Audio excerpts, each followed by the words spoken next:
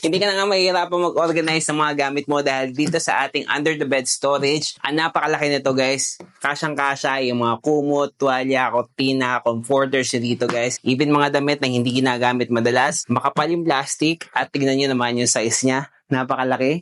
Kapag bibili kayo nito, kung small spaces kayo like apartment, studio type, or mga boarding house, pwede kayong bumili nito ng 3 sa size ng isang kama. Slide nyo lang sa ilalim ng kama ninyo at pwede na kayong maglagay ng mga gamit dyan. At ang maganda dyan guys, nahahati yung pagbukas niyan. Kung nandito yung mga gamit niyo, pwede nyong buksan lang yung kalahati.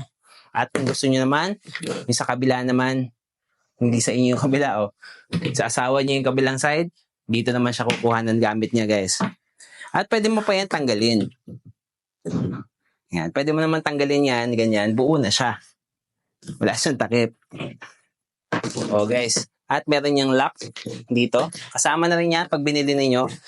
Maganda dyan dahil nga under the bed storage to is meron itong mga gulong. Meron siyang 2, 4, 6, 8 na mga gulong na pwede mong i-slide lang sa higaan mo o sa ilalim ng higaan mo para may tago yung storage mo. For sure, matutuwa ang mga misis natin ito, ang mga asawa natin dahil magiging mas organized na yung bahay natin kapag merong ganito. Yung mga pakalat-kalat na damit, mga comforters, mga kortina, kumot, dito na lang ilalagay, itatago na lang dito para hindi masyado nakakalat sa cabinet. So kung kailangan nyo na ng ganito, ilalagay ko na lang yung link niyan sa yellow basket.